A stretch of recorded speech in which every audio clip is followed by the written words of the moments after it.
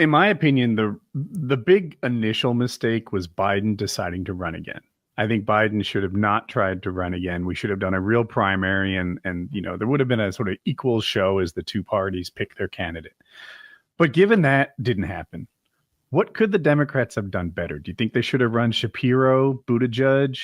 Kamala was kind of like the one who could take over that apparatus because she was part of it already. So they were set for failure. And your scenario only works with, I guess, with Joe having enough forethought to know that he was going to decline the way he did. Because, I genuinely think there was a rather steep decline the last 18 months, I do. And I think particularly, during the window where he might have made that decision, he probably was good. He was probably like, I have one bad day a month. Like, what are you talking about? Like, yeah, okay. So I forgot to feed the dog. I remembered to call the president of Uruguay, though, didn't I? It was that sort of thing. But then it got bad and it was too fucking late. You almost need a time machine to save the Democrats, because one of the things that nobody talked about was all that PAC money that had already been raised for the Biden-Harris campaign could only be used for a Biden or Harris. So when you were going to turn the reins over to someone, be it a Shapiro or a Buttigieg or what have you, they couldn't hang on to the PAC money. They couldn't utilize that. I don't know what you do with that, but it needed to go to one of them. So it just made sense to pick Harris. I think the biggest mistake and the only other move they had, if we're thinking of this like a video game or like a strategy game, was to pick a better VP. Like Tim Walz had 0 negatives, but I don't know how many positives he had. There was the alternative was the guy from Pennsylvania. Shapiro. And well, they were worried because he's Jewish and they were trying to court a lot of pro-Palestine people, or at least that's the rationale I heard for them not using him.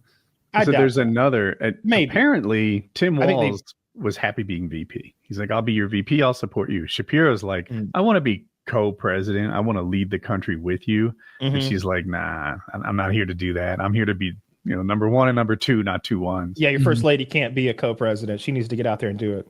Obviously, like, this wouldn't be put out there if it was the reality, but Shapiro's a smart enough guy that I imagine he knew this was going to be a very likely loss. And since he's invested in being president someday, he wouldn't want to tie himself as a VP to a ticket that loses. I don't know. It's a lot of name recognition. I think Kamala's name's poisoned now. I think Waltz maybe along with her. That's her last run. For sure.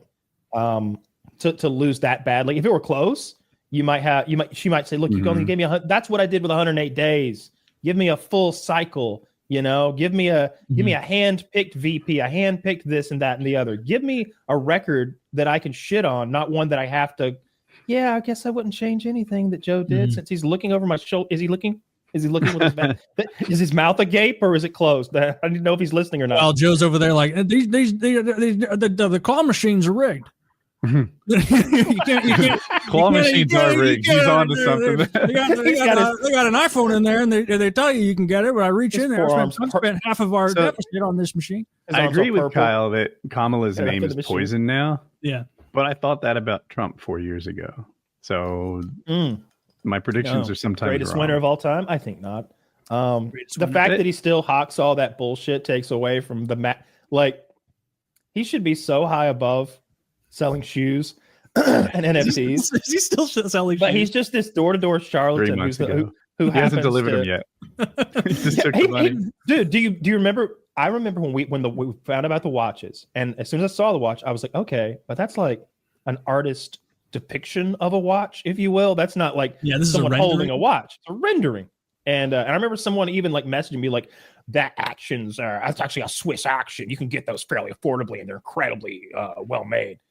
They can't find where the watches are made, and it went to somewhere in Nebraska or something like that. Like they did the same thing they did with the Jewish pager explosions. They like tracked the company names down, and it ended up to like. So you think Mossad might have got a hold of these watches? I'm a little afraid if you're wearing a Trump watch, it could listen if it's ticking. Yeah. That's I don't think like any sort of post-mortem on Harris and Walz's campaign is even like that useful. Like that, I don't think there was anyone they put in, given how terrible the economy has been. Like that was going to change it. I think it's useful if you're looking at how to defeat. It was too little, too late. Because all they did was demonize Trump instead of talk about how she can look. If either things are so good, then I'm going to keep them that way, or things need an adjustment, and I'm the gal to do it. You got to pick a lane, and she didn't. She felt like she couldn't because she's got her I don't know what their relationship is like Kamala and Biden, but I kind of feel like they're close and they like each other as colleagues at the very least. And she didn't want to throw him under the bus, and you can understand that, So it put her in a really weird position where all she had was Trump's bad, Trump's a dictator, Trump's a fascist, Mussolini, Hitler, blah, blah, blah. And she couldn't she couldn't have a new economic plan that wasn't Bidenomics. She couldn't shift gears and get away from Bidenomics with her own visions, because just having those visions sort of suggests that you're not okay with the status quo as it is, that you don't like the way things are going, that if your voice was the one being listened to, you'd have done option B instead of option A, as Biden has been doing. And the border stuff is just, everyone cares about the border now because they've seen that it's millions and millions of people, and it's been such a big story. And there is crime. There is migrant crime, and they're seeing the people come in from all around the world, and people don't like it. And they're saying, why can't we have a secure border? And I'm stuck on. That's compelling. I was waiting and for Trump hung it around her neck like a fucking necklace, and she wore it like an albatross. Yes. Like an albatross, because he's like, she's the border czar. Didn't you know? I don't think she's the border czar. He just said that, and she never did. And they were like, why don't you ever defend yourself? He says you're the border czar. You're not, though. She's like, I don't like to talk about what he says, and I'm like, maybe you should on this one. I thought you were the border czar. It's super tough. Now I'm all backed up with things I want to reply to. If you're defending yourself, you're losing. So I could see why she wanted to talk about her own stuff, but that's rough.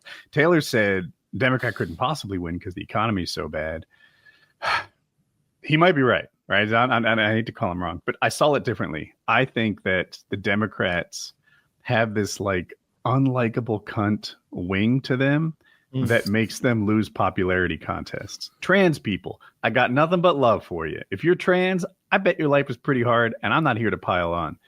But you're not winning a popularity contest right now. And if you're a boy competing against girls in sports, you're crushing your people. Stop that. Stop that. Just be a likable person trying to live your own life, and you live your own best life.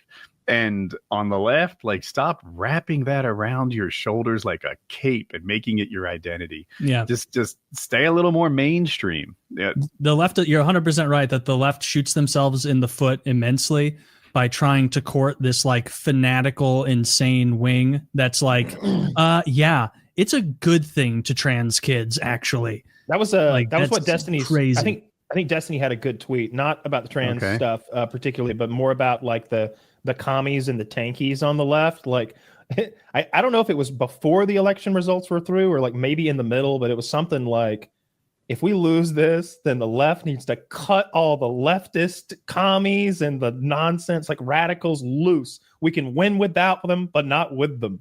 And I was like, yeah. Oh, I like that phrasing. Yeah, we can win without them, but we can't win with them. And I understand the blue temptation to just make your tent as big as possible and have everybody in it. But some people look in the door of that tent and be like, it's all freaks and geeks in there. No, thank you. Smells in there. Oh, for sure. Yeah, there's no wonder young men turned for Trump. This kind of left stuff is so established, so what about ingrained. Our Latinos? It's in beautiful school. Latino men. Wonderful Latinos. And they identify that as cringe. Because they're all this stuff being top down, pushed on me. If you're some 17-year-old white kid and there's been a lesson every year about how your ancestors are bad and white people have a sort of original sin in the form of racism. And actually this trans stuff is totally normal. Don't trust your instincts looking at it that it's not. And that's going to push people away towards what is the new perceived counterculture, which is going to be the right wing. Calling someone a white male is somehow akin to calling them an asshole. And I don't on like the left, it. Yeah. Mm-hmm. Yeah, no one. People on the right don't call you a white male. That if comes they do, from it's the a compliment. Though. They might say something like, "Well, of course I pulled over to help you." You're a white man. but I'd yeah, splashed you with mud if I'd have sent I'm you the drop of tired of miscegenation. white man being used to discredit anything I've done well. Like, oh, that's not your accomplishment. Yeah. You're a white man. Anyone could do it with your head start. Or, you know, like if you're a white man, you have to apologize for this, that, or the other thing. No, I don't. I didn't do those things. And, you know, while there's some luck involved in everybody's success, all the way from me to Elon, I hate to put myself in the same sentence, but, you know, it wasn't my whiteness that did it.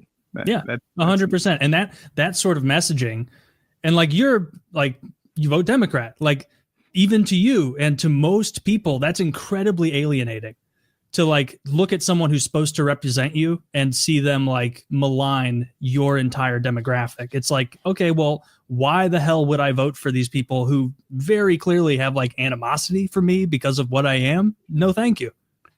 I love that. I love your phrasing. Yeah, are coming over. I think that speaks volumes because it's working class brown people coming over to the Republican Party, giving Trump this huge popularity vote. It's also, I'm sure, because I saw how badly I saw it happen in Dearborn, Michigan, where the Muslim population is huge.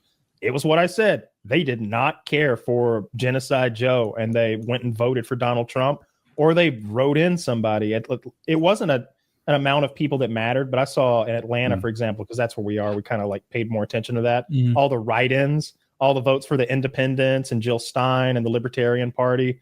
I don't think, I don't know, maybe you add them all up and it might have swayed the vote a bit, but there was like 4,000 write-ins, I think. I wanted to know what they wrote in. I'd like to know what the top 10 write-in candidates I wonder what were. normal is. No, Like I hear 4,000 write-ins. Like, is that a lot? Is that? Oh, yeah. I don't even know if that's. It doesn't seem like. Oh, a that's lot the other for thing Georgia. that's really interesting. Taylor sent me a chart of total votes from 2016, 2020, 2024, and there's a red line and a blue line, obviously, for Republicans and Democrats. And last election cycle, of course, Donald Trump claimed the election was stolen from him with many millions of fake ballots. And it's like, I don't believe that. But that chart almost seemed to suggest sort of maybe that's what happened, because it's just like, wow, where did they find so many Democrats to vote last time? I'm glad they lost all those Democrats. That chart was going viral time. A lot yesterday. It was I didn't know many that. more, like there was enough Democrats that voted in the last cycle to win this election for Kamala and like half of the next one. It was crazy. Yeah, I know. To me, politics were more popular as a spectator sport at the end of 2020 than any time in my life. Yeah, Trump brings a crowd. He does. He does. Trump brings a crowd. Dude, speaking